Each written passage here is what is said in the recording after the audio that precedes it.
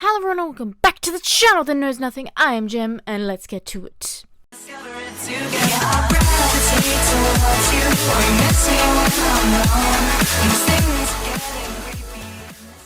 So today we are jumping in to another awful reading of mine, or writing. I don't know, reading is pretty much as bad as writing style. Anyway, so today this one was just a bit of a free writing exercise that I had my very first year of uni, and I'm pretty sure it was like a fairy tale retelling is what the assignment was, because there was like a bunch of people doing like different sorts of retellings of stuff. This ended up being my final for it, although I do have another one that I'm going to share with you later that is a little bit messed up. This one's still messed up. All my writing is really messed up. Anyway, this one is kind of loosely based on that movie that was like Dracula Untold. That's where I got like a lot of my inspiration for this, because it was kind of like me retelling like an origin story, but giving someone a little bit more drive to do the things that they wanted to do. Anyway, we're just gonna dive on in to the story. Romania, reign of Lord Stefan Dracula. Real subtle there. My kingdom was built on the death of innocents. The house Dracula was once feared by all, but that changed the day blood was spilt. Nobody cared about what happened. I was the only one that wept for the dead. There were 14 of them. 14 does not seem like a large number, but it was the difference between life and death that day. Since the attack, my heart was full of hatred and my head was seeking revenge. Filled with anger, I returned to Mount Dracula. I cut off the heads of my enemies' lifeless bodies and put them on long pikes on the border of my land. They deserved it. The Floridians had taken everything from me a month earlier. Valda, wait! I shouted. Come on, Dorian. Why do you have to be so slow? Valda complained as she continued to race faster on her horse. We had decided to sneak out of the castle. My younger brother, Nikolai, had never seen anything but their walls, and I did not want him to think that there was never going to be any danger. There was always danger being a lord of Dracula. And oh god, I don't even know how to say that name. Alexandru, my other brother, was the only one that was not happy with leaving the safety of the castle. Valda had convinced him otherwise. She was always good at that kind of thing. As I helped Nikolai off his horse, the 10-year-old looked around at his surroundings. He had never seen anything like Mount Dracula before. I placed my hand on his shoulder, and I knelt before him. I showed him one of my daggers and placed it in his hands. Use it, but only if you have to, I said. He nodded and then went running after Alexandru. I screamed out in agony. Putting their heads on pikes was not enough. I knelt at the base of Mount Dracula. Everything I did was not enough. Is this what you wanted? To see me weak, to see me on my knees, ready to give up? I yelled out into the darkness. The darkness did not reply. Something else did. I joined my younger brothers at the base of the mountain. My stomach dropped as I scanned the area. Where's Valda? I asked. Valda laughed. Looking for something, boys? We looked up and saw her standing on top of the mountain ledge. I smirked. She was up to her same old tricks. Come down from there. Why don't you come up here? Valda suggested. She looked to the distance and frowned. Fine, we'll come up there, I smiled. But that smile quickly faded as I saw someone behind Valda with a sword. Valda, behind you! I shouted. Her eyes widened. Behind you! She yelled back. Everything felt like it was going in slow motion. I watched in horror as a figure attacked Valda.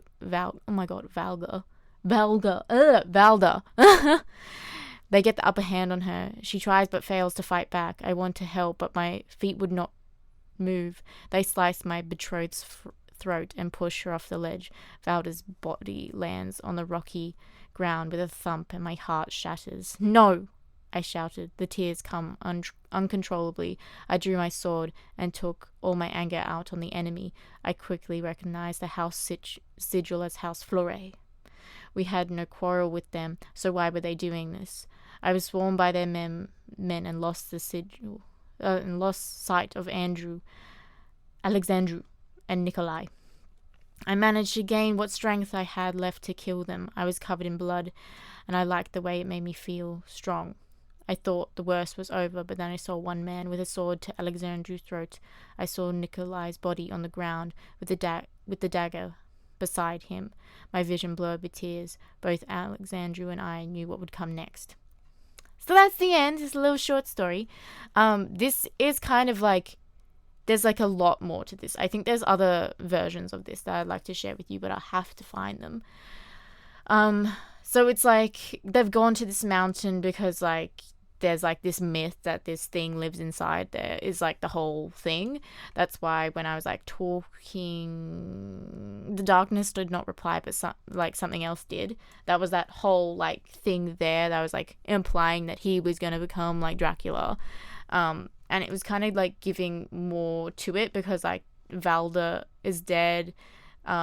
Alexandru, I think, is his older brother, and Nikolai is his younger. So Dorian is like the eldest among all of them, and he's like, yep, it's gonna be fine, where nothing bad's gonna happen. And these people that they didn't have any quarrels with, all of a sudden just attacked them for no reason, other than they saw their chance because they were the lords of this like of Dakal, and they didn't, they're like vulnerable. And so it like is kind of like trying to make an arc where he's like a good person. He wants to show like his younger brothers like this thing he's found, but then in him doing that, he's kind of fucked up everything. And I remember there was like a scene I wrote where he comes back and he has like the bodies on like the horses that they had brought, and everyone's like, oh shit, like Dorian's done fucked up. And like his father is like devastated that Nikolai's gone, because Nikolai is like kind of the sweet innocent boy that was meant to just stay within the walls in case something happened to Dorian or to Alexandru. And yeah, now everything falls to Dorian, and I think I have a version of it as like of when he becomes like Dracula at the end of this, and he's kind of just inconsolable, which is kind of like on point. I don't know, I've never actually read Dracula. I've seen a lot of adaptions of it, but they always make him seem really, really human, which I really don't think is accurate to the story of him. But yeah, I wanted to like show that he came from like, he was pretty innocent until like this day where everything kind of just went wrong. I don't know, I like writing tragedies, which is like kind of fucked up, but I remember studying tragedy in like high school, and I was like, wow, this is such an interesting genre because you can do so much with it. Like tragedy can kind of go hand in hand with any genre, like especially romance, and because you can kind of like give your reader everything, but then you can take away like a lot at the same time. Like I think like I just really like them. Like it's horrible reading them like when everything's just so sad, but I think why I like them so much is because it kind of is very true to what life is like happiness comes with sadness, and sometimes like there's more sadness than there is happiness. Like it sounds fucked up when you put it that way. Anyway, guys, this was just a short little one. I hope you liked it. I remember I really enjoyed writing it, and like this was my first piece that I was like super proud of, and then the class like just tore it apart. It was just like, this doesn't make any sense. Why is it sad? Because I'm sad on the inside, guys. Just write tragedies. They're just awesome. Anyway, guys, I'll see you next time. Please like, subscribe, because that is always nice, and goodbye.